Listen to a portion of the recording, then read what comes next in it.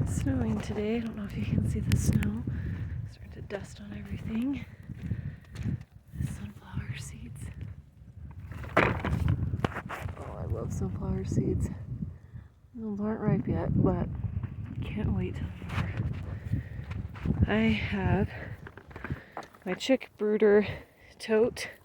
I'm not hatching any chicks right now, so it doesn't really matter if I use it. But I'm gonna come out and check on my little salad greens that I had. Oh, so cute. I love it. I love the snow. Snow is the best. So anyway, back on task. Salad greens. Oh, they're doing really well. I knew that you could grow them when it was colder. Those are carrots right there. Those ones are all salad greens. So they could handle a frost. But I'm going to just cover them. I wanted to try this winter. I did this one year with strawberries and it worked really well, even though strawberries don't need to be covered. I wanted to see if it would work, especially with something that could survive either way. So that'll be nice. Little greenhouse. And we'll check on it, see how it does. And this will melt in. I'll have to just water this because I won't get any water. But it's clear plastic. Hopefully that works. That would be fantastic if it does. My little fruit trees. Hopefully they do good. I've got a water jug in front of each fruit tree because my hose can't reach this far away. So that water in here I can pour on the tree. But we've had enough rain and stuff. But anyway, okay, let's go check on everything. The potatoes are doing good. They don't seem to be bothered at all, so that's good. These ones are too. These ones are doing really well. I don't know why this bed in particular, they just grow so much bigger. Doesn't make any sense. Here they're doing well here too. Okay, looks like the potatoes will be okay. I knew that they were hardy, but you never really know until you grow them and see how they do. These watermelons, I pulled the watermelons off of on the vine. I only got one watermelon. It was just not a good year for watermelon. I don't know. I'll have to figure that out. I've never done watermelon before either, so. And we are getting pumpkins still. That one is actually a lot bigger than it looks on camera. Let's see. Still little, but kind of big. What I've done, which is why this one looks kind of cool, striped and stuff going on. I buy colorful pumpkins because I love colorful pumpkins, and then I keep the seeds and I grow them, and I always get some kind of colors, which are fun. So there's still pumpkins on the vine, which is nice. There's some right there too. So the pumpkins are still growing. It's cold, and that's why they look kind of tattered, but they're doing well, considering this one's a pretty good sized one too. It's a lot bigger than the other one. Still waiting for this guy to finish up. What I learned about pumpkins to tell when they're done is, see this little, let me move the camera. See this guy? Little tendril, how he's clinging onto this. I learned that when this pumpkin is ripe, this one that's the closest to him will shrivel up and be brown. And that's when the pumpkin is ripe, which is kind of super cool. So that's what I'm doing. Oh, there's another one in here growing. So yeah, we have a lot of pumpkins growing. So hopefully they will finish up. And they won't just die on the vine. But they've still been flowering and everything too, so pumpkins are hardy. Let's see how well they do. Hopefully they will grow and I'll have a bunch. But I'm excited about them. These are so cool. But because I've saved seeds, they have not bred true. Like, I'll take you inside and show you the pumpkins I just bought. Let me move this out of the way. They don't breed true, but look how cool those colors are. That streaky, super cool. So they don't breed true. These were giant pumpkin seeds that were colorful, and they've just been like this. But I think it might be kind of fun to just keep mixing planting different seeds together and letting them cross-pollinate and making some kind of cool pumpkin that's just kind of my farm pumpkin. I think that'd be really cool. So the onions are doing good. My kale has been doing fantastic. It's hidden behind all this wild grass. But it has just been growing like crazy. I planted it in the spring, which you're not supposed to grow kale in the spring, but I'm like, we've got this grass, we've got this tree. It's kind of sheltered in here from the heat. And we get cold at night for the day, and it's like done really well. I picked it all the way down, so there were nothing left, and they've grown back now. So I'm excited about that. Kale's really hearty out here, and it tastes really good. Like, it doesn't taste like kale in the store is weird and bitter. My kale tastes really sweet, like a lettuce. So I like that. It's kind of nice. Got my little pumpkin or my potatoes. These are the purple potatoes. I didn't harvest all of them, and so they just grew back, which I thought was fun. That was an experiment to see if I didn't harvest all of the potatoes, would more potatoes grow back? And the answer is yes. So that's cool.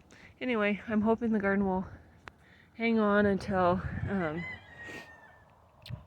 and get everything grown until before it freezes out too much. That one's cool.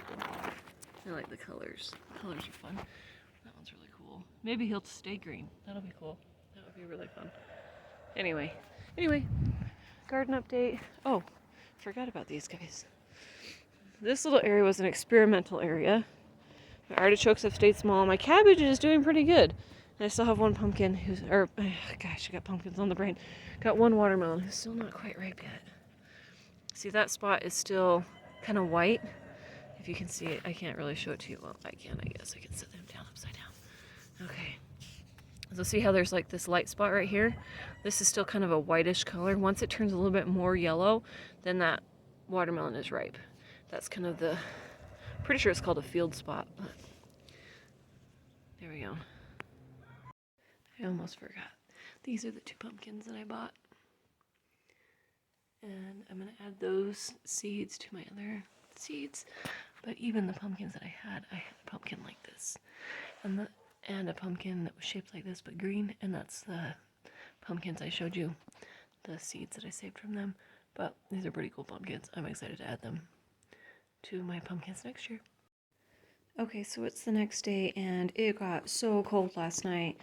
All the plants died back, and I had to bring in all of these pumpkins from my garden. And unfortunately, like, look how cool this guy looks. Fantastically cool, right? But look, see this weird spot? That is from the frost damage. So that pumpkin will not store. He will eventually just rot out. So that's such a bummer, because look how cool this pumpkin looks. I know, like, that is so fun. I love the colors. I love the streakies. I don't know why I get such a kick out of crossing all my pumpkins. But anyway, I do. I think they're super cool. So I'll save the seeds from everybody that I can. Not the little tiny ones. These ones just weren't, everything was going to die. And I thought, he's kind of cool. So I brought in everything just for the fun of it, And this guy is really cool. It's really pale color. And, I don't know. It looks really cool. It's kind of fun to see the random colors you can get from just throwing all of the different seeds. So if this makes sense to you, I'm not sure. So I'll explain. What I do is I'll take a pumpkin like this one, a pumpkin like this one, and all of these ones, and I'll take all of the seeds. So all have their own different variety of genetics in that seed. And then I put all of them out in my field together, and then they just cross-pollinate and create all of these different pumpkin patterns and colors and textures. And these ones, because these 2 are from the store, they're not gonna, the seeds in this one is not gonna make this pumpkin again, because I saved seeds from similar pumpkins to these, and this is what I've gotten over the years of regrowing their same seeds, is nowhere near the same as that. But it is kind of fun to just put all the seeds out and then just see what happens. I have some, what is it called?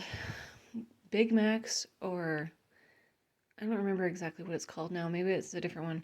Anyway, it's like a really big pink pumpkin. Not like a huge pink pumpkin, but like pretty good size, like 3 of this guy's size pumpkin. So that's pretty big. That's pink, and I'm probably going to throw some seeds of those out to just see if I can get some like really cool big pink and green pumpkins and just have some fun with color. I don't know. It's just kind of fun for me. It's random, and I like it. I don't know. You gotta have fun with your garden. If you're not having fun, why are you gardening? Obviously you want to eat, but you gotta do something that's just kind of interesting, that gets you excited, because look how cool. I love the streaks on this guy. And then this one was also one from the same seeds, look at that super textured pattern. Like, what? That's so cool. So anyway, have fun with pumpkins. Everything I showed you earlier in the video died because of our temperatures went super low. And so I had to harvest these pumpkins, and they still damaged, but yeah, so the garden's done, except for the kale and the onions. You know, the kale and the onions are fine, but everything else, and under my little tote, they're doing fine too, but everything else out there is done.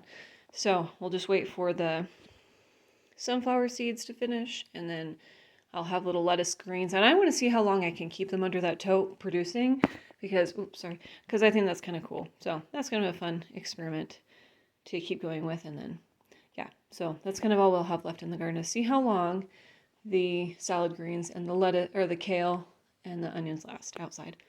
Well, it gets super cold. Anyway, hope you're having fun. Happy fall, everybody. There's some beautiful pumpkins for you. Bye.